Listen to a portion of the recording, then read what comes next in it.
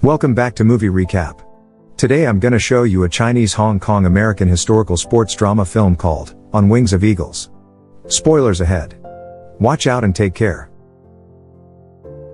The movie starts with news from the 1984 Paris Olympics. It was a history, indeed. According to the narrator, the Scottish gold medalist in a 400-meter sprint, Liddell, was offered a dream with multiple scholarship offers. He joined the London Missionary Society, and then moved to China with his beloved wife, Florence Mackenzie. Based on Liddell, he responded no to the offers because giving hope and inspiration can provide all the riches he needs.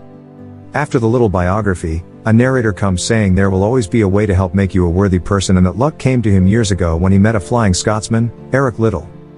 About 9 years ago, the world had known about him when he refused to join the 400-meter race scheduled on a Sunday, which was the time he cherished as he saw his family again. Playing with kids, he became known as the man who stood up for his principles. After he completed his education, he returned to China to teach English, chemistry, and athletics. In Tianjin, 1937 of July, Japan invades China, which sums up to Second Sino-Japanese War. This is where their happiness became great misery to the people. The Japanese soldiers are all over the place around China. One fine day, a place is secured by all the Chinese soldier, two friends, a Chinese and a Scottish man, comes with a truck. The soldiers don't want them to go through, but the Chinese give him money so they let them enter. He is Xin Yu. Professor Liddell paid him to drive him to teach the poor children in the schools there. He is teaching basic English in class when suddenly, explosions can be heard from somewhere. A kid comes running on the way to the room, the teacher sees it, and hurriedly comes on the kid's way, but it's too late. The kid gets stroked real hard by the falling bomb. Xin Yu saves the professor by lying on the land to avoid further explosions. To find peace, the teacher comes running as that's also his passion. Xin Yu runs with him as well. In a British consulate, Eric was being told that his wife will be mad at him, and his children are people too. He defends that they are young, and Florence will be there for them. Bombs are now falling all over the place as Japan continues to invade China. At their house, his kids are scared of endless explosions. To calm them, they sing a worship song together. Eric calls his pregnant wife, and embraces her as he states that he promised to help the Shaohang hospital, which is badly in need. He hugs and kisses his wife dearly. The day has come when he'll go back to China, so Shu fetches him together with Eric's family, who'll bid him goodbye. The wife tells Shu to take good care of Eric, and he likewise agrees. Although Eric has applied for a furlough from the Missionary Society, allowing him to travel with his family, it has not yet been approved. They arrive at the port and Eric hugs his dear family, saying they will all be together again soon. The daughters say goodbye again and the boat sails. The Japanese soldiers come invading his home, but Eric did nothing but pray for his enemies. The narrator states that he was forced to leave his home, and seek shelter with other refugees at the school. While in the grief of missing his family, Shu gives him nice shoes, and he thanks him. Eric plays with the kids very well, runs every day not just for himself, but for the people.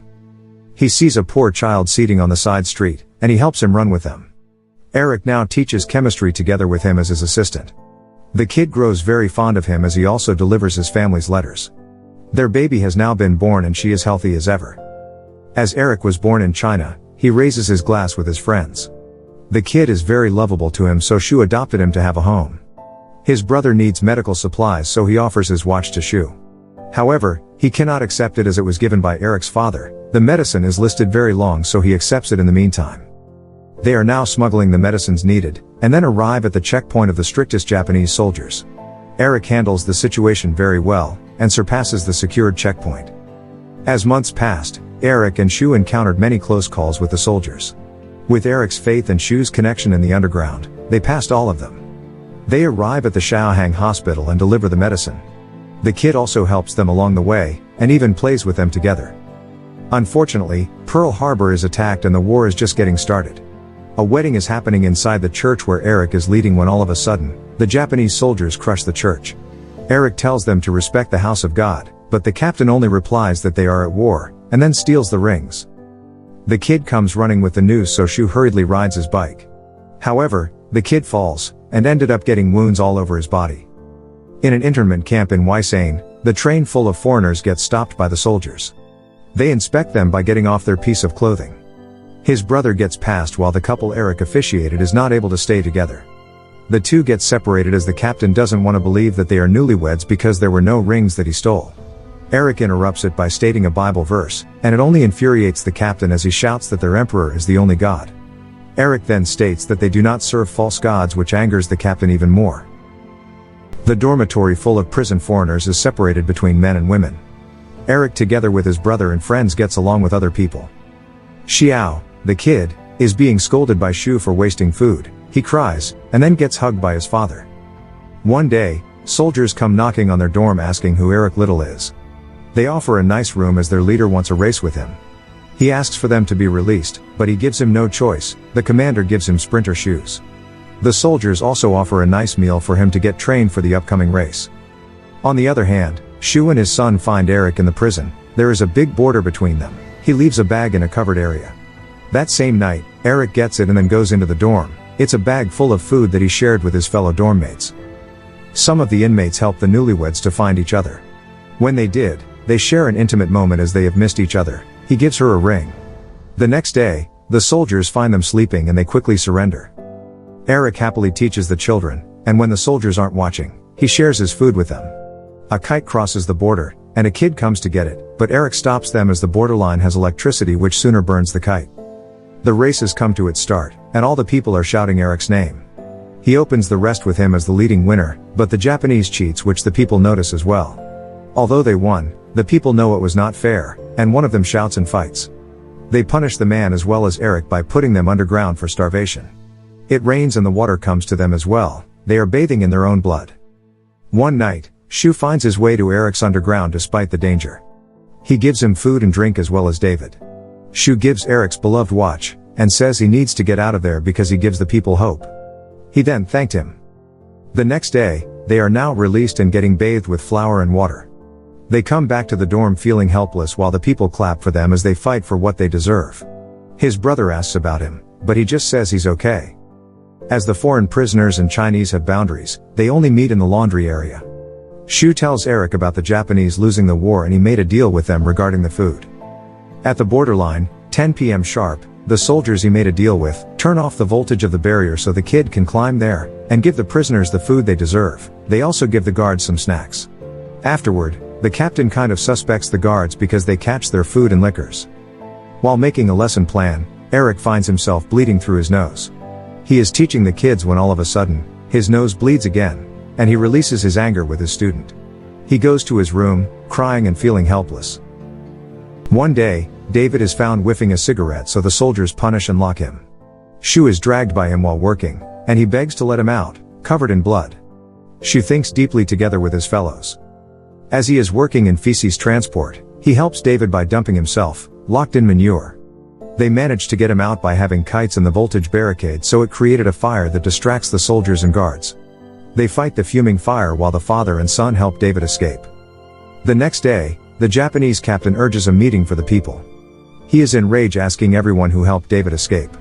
They think it's Hugh, so they catch him. Eric speaks up, then the captain states that everyone will get punished until he gets a name.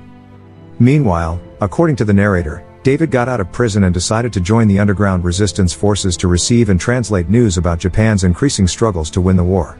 On the other hand, Hugh gets locked underground to starve while other people are getting tortured with different techniques. With Eric feeling bad lately, his brother checks upon him. Suddenly, Hugh gets delivered to the dorm, so the doctor comes to him. Eric and his brother check him up, which concluded that he may have a lung disease. They need medicine for him to be fine. The next day, Eric comes to the guard and major to ask for medicine for Hugh, then they reply that they have no medicine and food. However, Eric replies that they shall turn a blind eye again, and let the supplies be smuggled in. The major angrily replies that there has been no smuggling in their camp. Eric didn't surrender, so he asks the major to race him again, and if he wins, they'll bring what they need. At the Japanese soldiers' camp, they are discussing what they should do about Eric's request. They have agreed, and tell him that they'll race on a Sunday. With this, Eric practices very hard every single day with the help of his students. He is still feeling not well and is indeed sick. His right eye is feeling sore deep inside. However, he did not stop working out for the upcoming race. He also finds joy and laughter as he trains together with the children. His brother visits him, saying that the whole camp pitched in to make sure he has strength for the race. Despite the brother saying he shouldn't have initiated the race, Eric believes with the people giving something they'll pray for, to restore faith in humanity. The race is about to start, and so are people lining up, but the soldiers didn't permit them to watch, so all of them just stay in their dormitory. Eric is having a huge migraine, but he still shows up, barefooted. The people at the dorm calm themselves and sing a prayer. As the race begins, Eric comes first and leads. Although he nearly stumbles, he still manages to finish the race as the champion. The people celebrate his win as well as him crying. While waiting for the medicines, Catherine visits Hugh to comfort him, and tell him that they are having a baby. The smuggling is now ready as well as the kid to cross the borderline. However, the leader finds out about the guards turning off the voltage and he gets fuming mad. He fights his soldiers, so a guard sneaks in and tells the prisoners about it. The people come running to save Xiao, and tell him to get down. The soldiers keep on fighting regarding turning on the voltage again, but the leader wins. When Xiao is in the highest borderline, the electricity turns on, which led him to death. People cry and scream as the little kid lost his life saving the prisoners. The captain warns everyone and they continue mourning.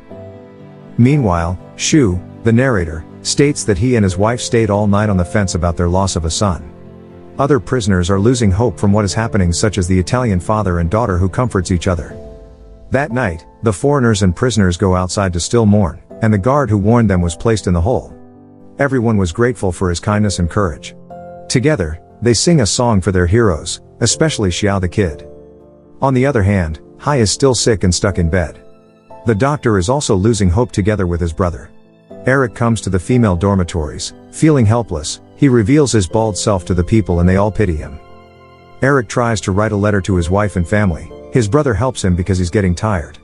He states that he should be home for Christmas, but he permitted Catherine, who's pregnant and widowed, and so he prays. Together with the prisoners, they all sing, and Eric leads the piano filled with candles. He presses the keys as his students come near him. Eric gently plays the keyboard even if his blood is pouring all over it.